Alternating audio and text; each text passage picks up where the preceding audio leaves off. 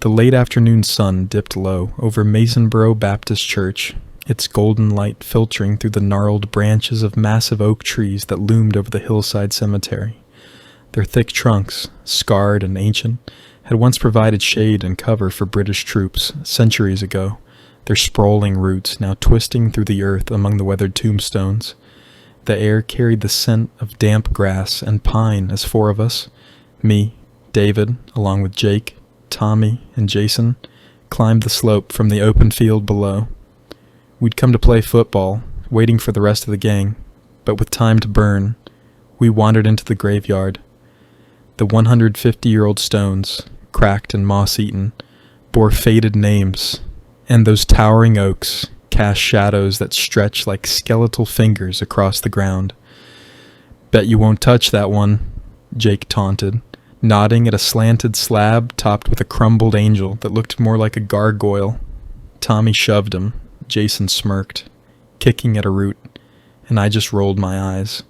But the air felt heavy, wrong. A sudden gust rattled the oak leaves, and the sky, clear moments ago, churned with black, roiling clouds that seemed to erupt from nothing. "Dude, what the—" Jason began, but thunder cracked, swallowing his words. The temperature plunged, and rain hit like bullets, turning the dirt to sludge. "Run!" Tommy shouted, and we bolted downhill, aiming for the biggest oak at the field's edge, its branches wide enough to shield us, just as it had the redcoats long ago. I was the fastest, always had been, but as I ran, something grabbed me. Not hands, but a force, like icy talons hooking my legs, dragging me to a crawl. My pulse hammered as I looked back. The others were ahead, unaware, but behind me, shadows twisted, tall and spindly one second, then hunched and swollen the next, shape-shifting with every step. They weren't human. They weren't anything natural. The wind screamed, carrying wet, ragged cries, moans of the damned, overlapping in a sickening wail. This was a Baptist cemetery. Sacred, wasn't it? But these weren't the saved. These were the fakers, the ones who'd sat in pews but never let Christ in. And now, something else owned them, something vile. The shadows lunged, and I slipped, mud clawing at my knees. A voice hissed in my ear, deep, jagged. "David, you're ours."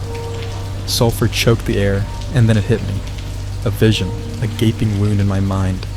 Hell, not just flames, but dripping, endless caves where bodies writhed in torment.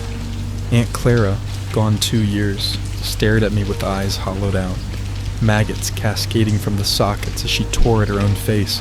Uncle Ray's legs snapped backward, bones splintering again and again, his screams begging my name. I saw my family being violated in ways you can't understand. Skin flayed to expose pulsing muscle, limbs bent into impossible shapes, demons with clawed tongues forcing their way into mouths and eyes. It brought me close to insanity, my mind teetering on a razor's edge as I watched strangers, gaunt, eyeless, grin with mouths too wide, black teeth glinting as they peeled Clara's flesh in ribbons, feeding it to a thing with oozing, twitching limbs. I couldn't scream, my throat locked tight. The shadows brushed my ankles, their touch like rotting flesh, and the vision deepened. Cousin Beth, dead since I was 6, bloated and purple, wretched black sludge while demons with melted wax faces carved her open, laughing shrilly. I laughed too, a mad, broken sound, as the horror snapped something inside me. Satan's demons, they wanted me, to drag me into their pit of torture forever. Then, a jolt, like fire through my veins.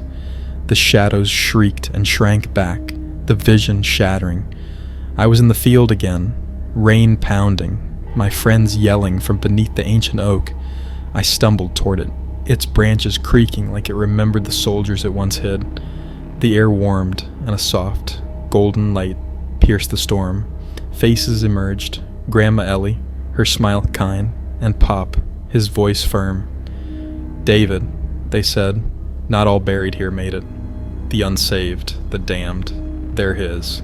Satan bargained with Christ to show you hell, to test you, but your heart's with him. You're safe." I dropped under the oak, its massive trunk solid against my back, rain easing to a drizzle. Jake grabbed my arm, asking what happened, but I couldn't speak. I'd seen despair, suffering so raw it clawed at your core, my family's torment pushing me to the brink of madness. Christ had let me visit, let me taste it, so I'd never forget. "Don't forget this, David," Grandma whispered one last time. The field hushed, the oaks standing silent as sentinels, but the screams and the images of violation still burned in my skull. I wouldn't forget. Ever.